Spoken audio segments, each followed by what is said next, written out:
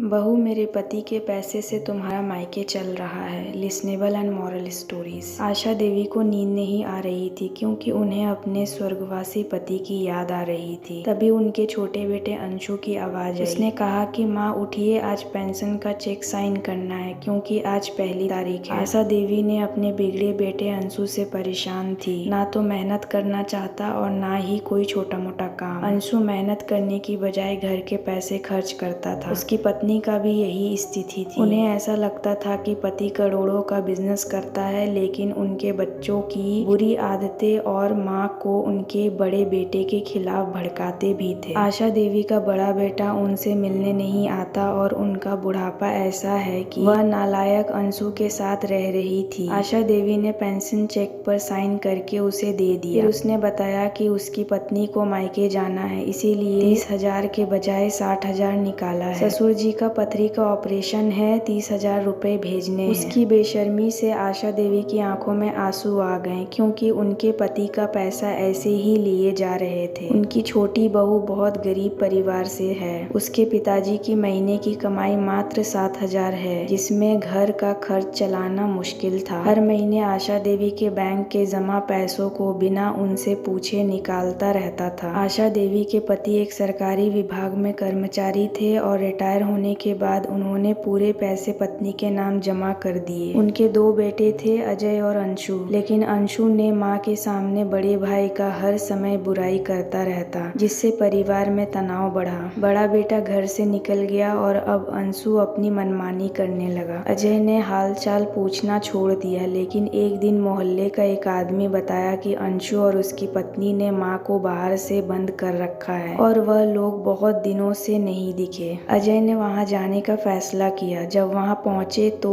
अजय ने देखा ताला लगा हुआ है और माँ को बैल्कनी में बैठे हुए देखा। उन्होंने अंशु और उसकी पत्नी को पूछा और जवाब में मिला कि वे हिल स्टेशन घूमने गए हैं। अजय को देखकर माँ के आंखों से आंसू आ गए और उसने बताया कि अंशु उन्हें लूट रहा है। फिर ताला तोड़कर माँ को आजाद किया गया और अजय ने उन्हें अपने घर ले आए। जब दोनों वापस आए तो देखा कि ताला दूसरा लगा था और अजय माँ को ले गया है। अंशु को भैया पर बहुत गुस्सा आया और फिर उसने बड़े भैया से कहा कि माँ को लेकर आने से पहले किसकी इजाजत ली थी। अंशु ने कहा, चलो माँ, अपने घर चलो। माँ ने कहा, कौन सा घर? वह मेरा घर नहीं है। आशा देवी ने अंशु को बताया कि यह अजय का भी मकान है। उन्होंने कहा वह अजय के साथ ही रहेगी। उन्होंने बताया कि मकान 2 मंजिला है और वह उनके नाम से है, इसीलिए उन्होंने तय किया है कि अजय और अंशु को आधा आधा हिस्सा मिलेगा। उन्होंने साफ साफ कहा कि उन्हें अब कोई पैसा नहीं मिलेगा और उनकी पेंशन अब जमा होगी। अंशु की चालाकी से और धर्मी से उसकी माँ को